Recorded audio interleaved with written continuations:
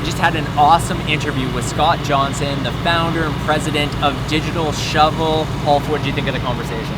Well, we haven't really had a chance to dive into mining a whole lot. You know, it's not our forte, and we just haven't had a guest on who that's what they do. So having Scot on and being able to dig into, you know, how you get into mining, what equipment you need, and at what stage you level up to what Digital Shovel's built here with these really compact data centers was just fascinating for me. It was a lot of learning, and I think if you're interested in mining, you'll love this episode. Yeah, great conversation with Scot. He even tackles that question of what about the environmental concerns that some people have with mining when it comes to Bitcoin. And then at the end of the episode, watch till the end because we're gonna have a tour of the actual pod. You're gonna enjoy this one. Show me the crypto. Show me the crypto. Show me the crypto. In a world on the brink of disruption, two men will bring you clarity by interviewing some of the most intelligent and influential names in the blockchain world. Welcome to Show Me the Crypto with your hosts, Wade Patterson and Ulf Lonergan. Hey everyone, welcome to a special episode of Show Me the Crypto, live on location at the Blockchain Futurist Conference. We're here with Scot Johnson, who's the president and founder of Digital Shovel. Scot, welcome to Show Me the Crypto. Thanks for having us on the show. Yeah, excited to have you. And let's start out with the fact that this event's happening in Toronto. You're from Toronto. What's your thought on the Toronto crypto scene and maybe the crypto scene in Canada?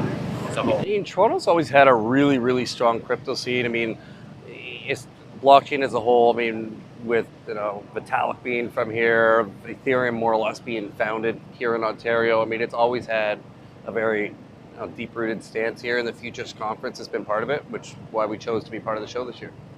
Nice. So, and have you been to the conference before? I mean, and speaking of people from the scene, we just had Anthony Diorio on the stage. He's talking about the backstory of Ethereum and how it all started here. So it's great as fellow Canadians to be at a conference that both represents Canada and the blockchain scene.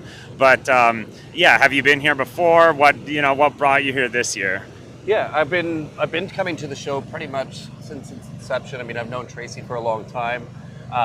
This is our first year actually exhibiting. They wanted us to bring down one of our data centers and have it on display. They reached out to our team and we made it happen. Historically, like I was talking about before the interview here, we generally do more mining-centric shows, but given that this is Toronto, we have the opportunity to set this up, we took full advantage of it. We're going to talk about what's behind us in a second, but first I'm curious to get into your own crypto background. I mean, at what point did you discover cryptocurrency and what was your initial impression? That's a funny story. So before I got into the space, I actually thought the whole thing was a scam. I thought mining was hacking into somebody's wallets to try to steal their keys, and I thought that's all mining was. That's what it sounds like we're mining in. And I had a reasonably strong tech background, but I was still pretty naive at the time. I was at a dinner. Entrepreneur's dinner for something else, and I'm very vocal about my opinion. So when Bitcoin came up, I shared my opinion, and there was a couple of very knowledgeable guys at the table that night.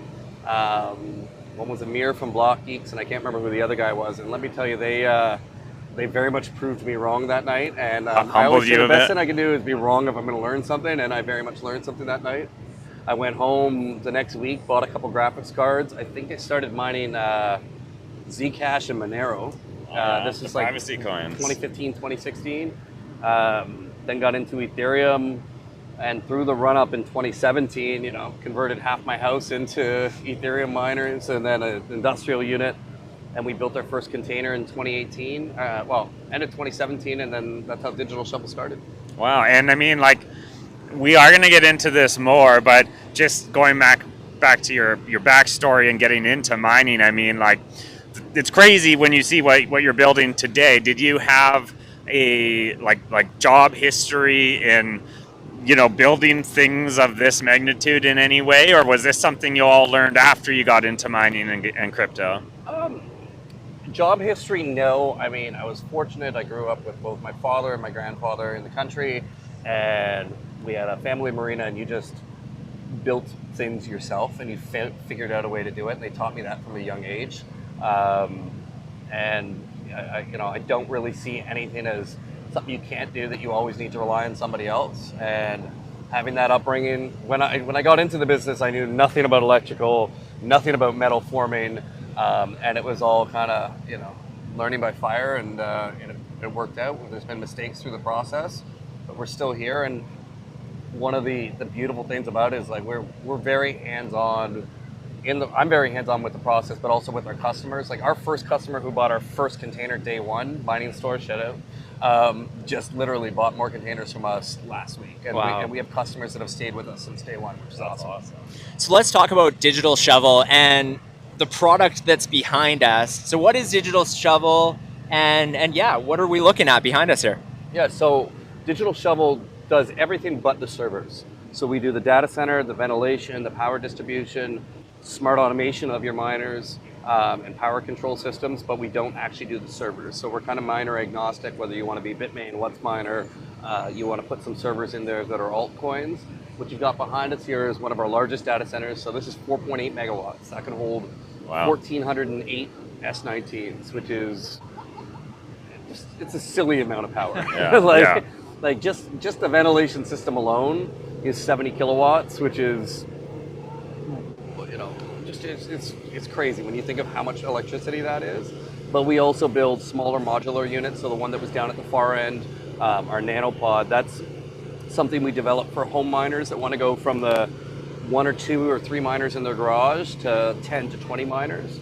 And that'll plug into your conventional at-home residential power. That's kind of something I wanted to ask about. Like for people who are new to mining, or maybe have thought about getting into it, but they're not really sure where to start. I mean, they might be thinking, maybe they're just gonna convert a spare room in their home. What are some good tips, places to start, and at what point does someone upgrade from their at home in their garage to perhaps one of your micro pods? Yeah, so just do it. Just get a miner. Everybody's always like, hey, I've missed it. Have I missed the wave? And am I too late to get in? Especially in times like this right now, where what I like to think is we're coming out of a bear market. I was ringing the bell at 16, 19 grand, saying US dollars. Go buy your equipment now. You're not going to see equipment this cheap. And buying equipment is just like buying Bitcoin. You're not buying it on the rush up. Like you want to be buying it on the way down, although it's counterintuitive to do that. You just have to decide whether, hey, look, do you want to, get the better dollar cost average buying the mining equipment and buying it at the right time and doing your infrastructure at the right time, or just buy Bitcoin? It's unfortunate that Bitcoin, it's fortunate and unfortunate that it's become so industrialized and commercialized. It is harder for the smaller miners to play. You used to be able to go get lucky, buy an S9 at the right time, throw 10 of them in the basement and make a decent buck off of it. But now you not only have to have cost-effective equipment, you have to have cost-effective electricity. Unfortunately, here in Ontario, that's really difficult at 11, 12 cent power. Generally speaking, we recommend guys to be at least 7 to 9 cent. Industrial players are in the 4 cent range, if not lower than that. So timing those two things, both the cost of your equipment, cost of energy, and then also the cost of your build out, that's the side that we try to help with, because you can easily go and try to do 30 miners and somebody could charge you 40 grand, 50 grand to do that whole hookup. We sell that nanopod for $15,000, drop it, turnkey, you're ready to go, which is for the guys that have experimented, they've done their 2, 3, 10 miners in their basement, and they want to go to that next level. You had mentioned kind of the timing to buy it. I was curious of how that impacts your business in terms of whether we're in a bull market or a bear market. Right now it's the depths of a crypto winter, like you described, hopefully coming into the bull market. But does that impact your business from a sales perspective quite a bit? It does. I don't believe in changing our pricing based on Bitcoin being high or low. Our price is our price. We always have orders. Knock on wood. Since day one, we've always had a backlog. And it's a less of a backlog right now, but it usually indicates, like in a full-blown bull market, our backlog's huge. If you talk to me 18 months ago, our backlog was like 9 months. Now it's about a month. So we're always busy, and yeah, definitely in a bull market, it's a lot busier, but we're always relatively consistent. What are you seeing trending in terms of what blockchains people are mining these days? Is Bitcoin still the major player, or what are the other blockchains that people are setting up their rigs for and mining? I mean, for most of our clients on an industrial scale, it's Bitcoin. Bitcoin and Bitcoin. You'll get some that'll sometimes like hedge to some of the fork Bitcoin, the other SHA-256 coins. Not common. There are still some guys that are like diehard Litecoin guys, and it's still working for them. But the larger scale guys are Bitcoin. Now, when you go to our nanopod, it's everything and anything. You'll get guys that are playing the altcoin game, and that's where like, if you want to play that gamble rather than just buying the altcoins direct, sometimes you can get really lucky with altcoin miners. I know guys that have bought altcoin miners, and it very much is a gamble, a huge gamble. But then they get it, and they bought this miner for $1,000, and they're making $50 a day off that miner, and they ROI within 20 days, and then the rest is just gravy. But it's a big gamble. You might get that altcoin miner, and by the time you get that miner, that altcoin has gone to the floor, or a bunch of other people got their miners, and the difficulty went through the roof.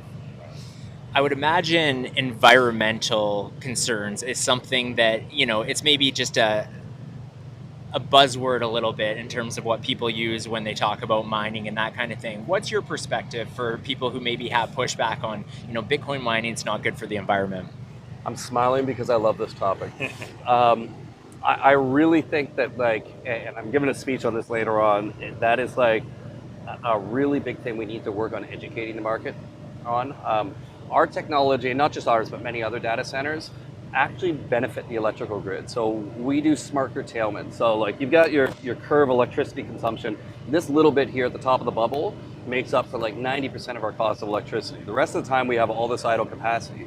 Most industrial Bitcoin miners, they shut off during that period. So what we're doing is we're taking all the underutilized assets, so the baseline hydroelectric and nuclear and other power sources that can only be used typically as baseline, and now filling the rest of that gap, consuming that, which drives down the cost of when you need that power for peak. We're turning off, and it's like creating a reverse peaker plant. Instead of turning on a natural gas power plant, you just turn off the Bitcoin miners. Now you don't need to burn those fossil fuels. You can use baseline solar, wind, hydroelectric, and other renewable sources to offset that. And like, grids are not just giving miners like a discount because they're not consuming power, but they're actually paying miners to do that. Riot Blockchain made more money off curtailing and subsidies in one quarter. Can't remember which quarter it was. It's not all the time. Then they made mining Bitcoin in that same quarter. So do you think this misconception or this headlines that the media and other people like to use, that it's so bad for the environment, when do you think that's gonna sink in, that maybe that's not the case anymore, if it ever really was? I think it's going to be a while. I think there's going to be a lot of people telling that story, and because for the longest time it wasn't the case, and people weren't doing that, and it was exactly what they're saying. It was just baseline miners driving, because if you don't turn off, you are adding to the problem. But I mean, Texas had, what was it? I think last week or the week before, 50 straight sessions. So like their power bill is every 15 minutes. So they had 50 straight sessions where power was $5,000 a megawatt hour, which is like, I don't know, $50 a kilowatt hour or something like that, or $5 a kilowatt hour. It's an insane amount of money. Every Bitcoin miner in the state was off during that time. Nobody stayed running during that time, and that was helping to offset that. If you've got a 200 megawatt Bitcoin farm that goes off, that's the same as turning on a 200 megawatt natural gas power plant, except for turning off Bitcoin farm has zero emissions, right? It's just a matter of trying to educate people, and it's going to take a long time to do it. I mean, we're trying to do it. I've been fortunate enough to be in a lot of press lately talking about that topic, and we just need to help educate more people on that. Scott, we like to end every episode of Show Me the Crypto with the same 3 questions we ask every guest. So we're going to get to that in a second. But before we do, quick question for you is, what do you think, speaking of the next bull run, will be the trend that defines it? Like, is there something, if we think about the previous bull run, maybe NFTs was a big story, or DeFi, what do you think coming in the future will be the big story? I mean, I think the next bull run is going to be tied really close to the halving. Like that's usually a kickstart to it. Whether that's the story around it, I'm not sure. I mean, I'm not as tied in with as much of the trends of the other stuff, the NFTs and the DeFi's, and nothing wrong with them, just not as tied in. Yeah. But I think that's going to be the narrative around it, and what the timing is going to be like around that happening. How much of a lag? There usually is some sort of a lag that comes along with it, and I mean, hopefully we maintain that trend like we have through the previous happenings. So as I mentioned, 3 questions that we end every interview. It's a segment we call "You Had Me at Crypto." Ulf's gonna ask you those. Okay. All right. So the first question: who's your favorite person to follow in the Web3 crypto space? Probably Pomp, because he's just funny. Nice, love it. Second question: he's knowledgeable too. It's not just good he's information. Not just funny And funny. Sorry. Yeah. Second question: what will the price of Bitcoin be 10 years from now? 10 years from now. We're gonna hold you to it too. So I'm trying to picture at a graph. I never look at in Bitcoin. Like in mine, I don't ever look in 10-year increments. It's right? Like Nobody maybe really does. So. I Yeah. don't know. 800-900 gram. Love it. 10 years out, I mean, fall trend curve. That's not a real unrealistic number whatsoever. No, Probably I don't pretty think so. conservative. All right, and the third and final question: what is the most underrated project in the crypto space? I mean, okay, so this is one that they're using our product on, but I think it's very, very cool. And this is the first one that came to mind. It's a project called Gridless. So they go and they actually put our pods, they were using other data centers as well, in Africa, where they're creating these microgrids, micro wind and solar projects to provide power where they don't have grid tie. But when you have energy being generated, you need to consume it. Like you can't, unless you have battery storage, but battery storage is cost prohibitive. So what they're doing is, in order to provide stable power to these communities, they'll have a Bitcoin farm that can rapidly curtail, like we talked about earlier.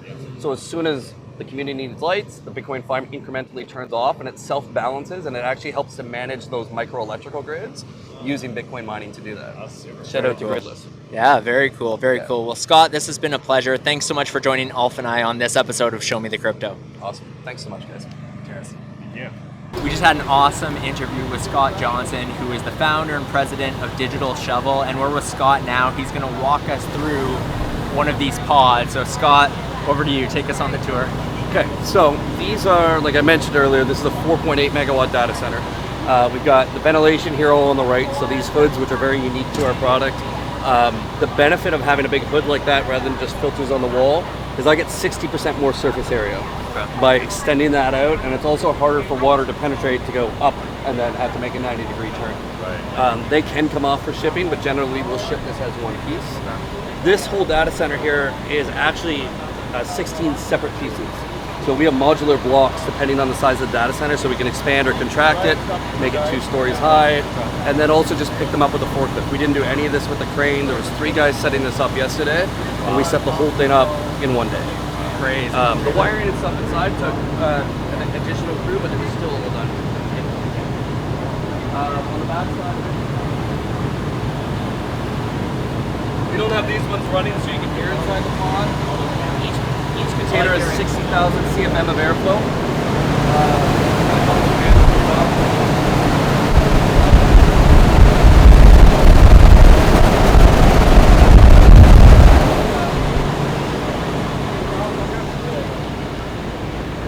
As a bolt together unit, so this can come in a flat pack, just like a table from IKEA. It takes about 3 hours for 2 guys to put each one together, but the benefit of that is, like the clients we were talking about earlier, Gridless, that are overseas, I can fit 11 of these in a shipping container, whereas this unit actually will fit into a shipping container in one piece. It has like a 1/2 inch of clearance. It was designed specifically for that. Slide right in. It's tight, but it does fit. yeah. It's only at the door. Once you get through the door, then it opens up and there's a lot more room.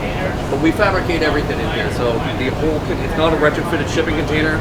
Every panel we make in-house. The smart PUs we make. Each outlet can be controlled remotely, and I can monitor each outlet. So that power curtailment where we're talking about, I know exactly how much each outlet is doing, and if I need to turn off just 3 kilowatts, I can turn off exactly 3 kilowatts incrementally across the whole thing. and I can also pre-program that to happen automatically. So like we have a smart software built into it. It's controlled by a Raspberry Pi.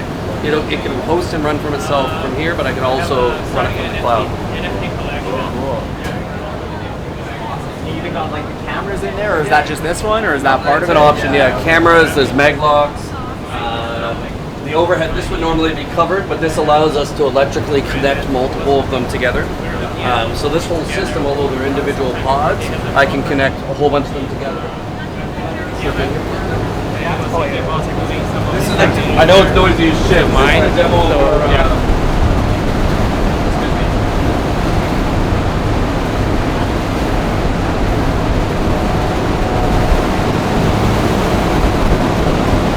So this is the software that allows us to control each miner and each outlet. This is just a sandbox demo, so it might be a little glitchy on me right now.